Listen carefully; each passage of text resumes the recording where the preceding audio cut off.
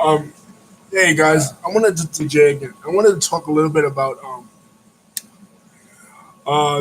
the podcast Something to Wrestle With, which I am a big fan of. I've been a big fan of since 2016 when it started. This particular episode last Friday, they covered the life and career of Rodney Anawahike Yokozuna, and I love this episode. Bruce and Conrad discussed the early career of Yokozuna, who was known at that time as the Great Kokina, and then later in late 1992 when he came into the World Wrestling Federation and had a really meteoric rise because he came in November of '92, and then by January he was winning the Royal Rumble, and by April he was winning the WWF title from Bret Hart, and then of course Bruce and Conrad then discussed when he lost the championship like 18 seconds later to Hulk Hogan, and they both agreed, just like they did in the WrestleMania 9 episode, that um, that was a stupid decision on WWE's part to put the title on Hulk Hogan. But it only lasted until June. Then Yokozuna dismantled him at the first ever King of the Ring and won the title back and held the title till March of 1994 when he lost it at WrestleMania 10 to Bret Hart. But they also discuss the Lex Express.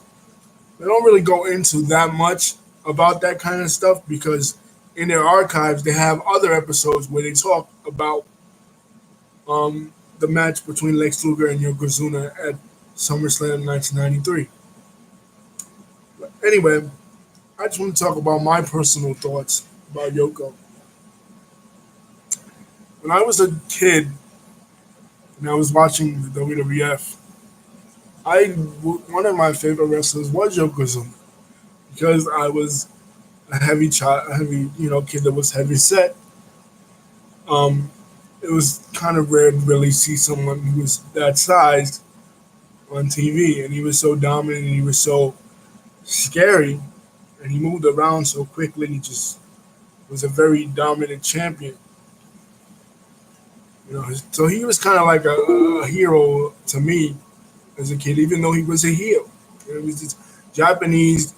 Well, he was Samoan, but he portrayed a Japanese invader, going against the American stars like Hacksaw Jim Duggan, like Hulk Hogan, like Lex Luger, and like Bret Hart. But I rooted for him. I even rooted for him in when he fought against the Undertaker, who at the time in 1994, the Undertaker was my favorite wrestler. But when he fought against Yokozuna in the casket match, and they buried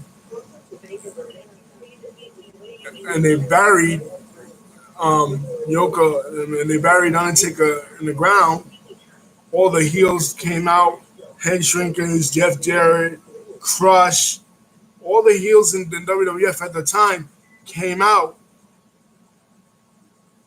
and buried Taker. Buried Taker, and Taker didn't resurface again until SummerSlam that year. But Bruce and Conrad in this episode go into what it was like for Rodney after he gained so much weight that he couldn't even walk to the ring anymore. Like in SummerSlam 1996, he was in a pre-show match with Stone Cold Steve Austin, and he got up on the ropes to do his banzai drop, and the whole ropes collapsed. And Bruce tells a story about Mr. Fuji, his manager, that Mr. Fuji actually had to pick pieces of the porcelain toilet out of Yokozuna's butt because Yoko sat on the toilet and the whole toilet broke. you know, and this, the level of devotion that Mr. Fuji, by the way, had to Yokozuna was incredible. But my personal experiences with Yokozuna, I got a chance to see Yoko wrestle his very last match in Madison Square Garden in November of 1996. Um, and when I found out he died, that was really a piece of my childhood. Because, like I said, when I really started watching in the early '90s, Yoko was one of the few big men that could really move and entertain you. Most big guys at that time, besides he and the late Vader, they were really slow, like Mabel and Earthquake and Typhoon. They were slow guys. They weren't really fast. They couldn't do the moves that Yoko could do. So me as a kid, even though Yoko was a bad guy, when he would do that bonsai drop and he would go on top bonsai and he would sit on you, and like when he did it to Crush on Raw after the Slam Challenge, that was in July of '96. I mean, of July of '93. He did the Slam Challenge. He and Crush had a match on Raw, and he gave Crush like 5 bonsai drops, and Crush didn't come back until November. And you, as a kid, you thought Crush just died. Like you're thinking it's real. So you're like, man, Crush, is he ever gonna come back? Of course he comes back. He has a feud with Randy Savage, and he actually joins forces with Mr. Fuji and Jim Cornette uh, to take on um, Macho Man at WrestleMania 10.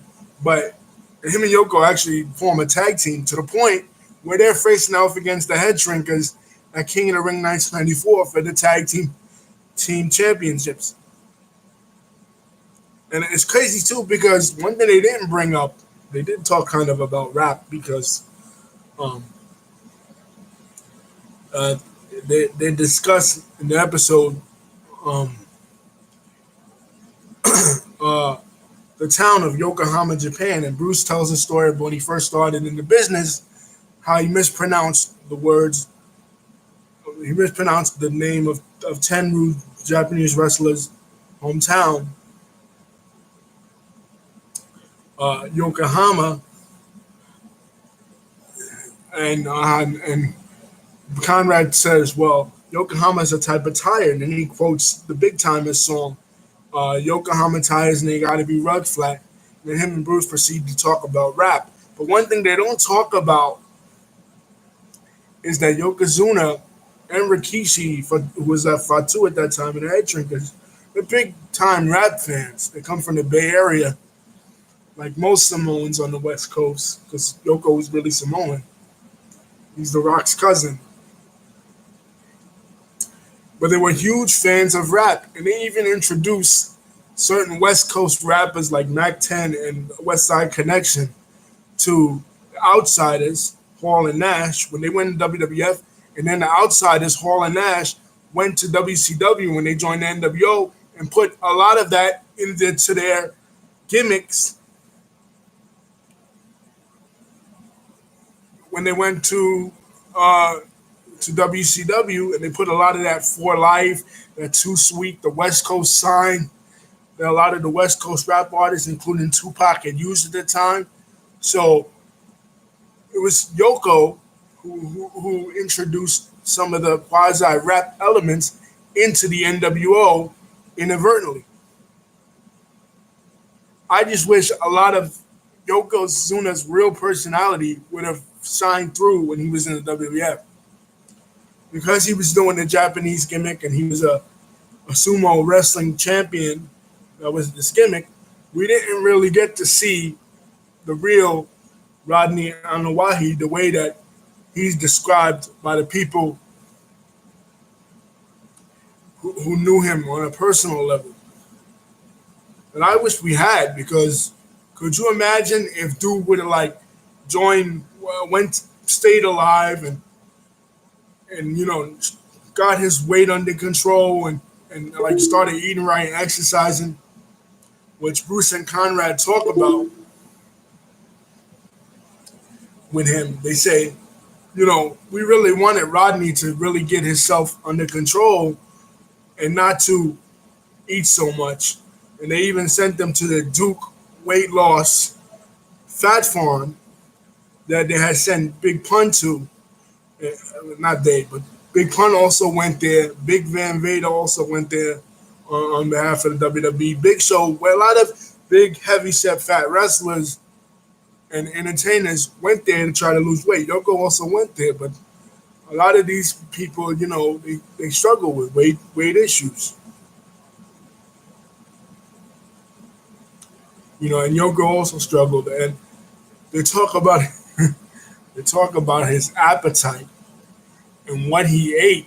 This dude ate 15 turkey asses, turkey, the butt of the turkey, which when they was talking about it, I was listening to it. I never even heard of people eating a turkey ass, but they do. It's something that people eat, you know. So Yokozuna would eat 15 of these at a barbecue at the Undertaker's house with mayonnaise, and he had a whole buffet, and just his tremendous appetite, which unfortunately was to the death of him, as he suffered a massive heart attack, much like a lot of uh, people of Polynesian descent struggle with weight issues. But I just like Rodney. I think he was a great wrestler, and he was one of my favorites as a kid, honestly. Peace.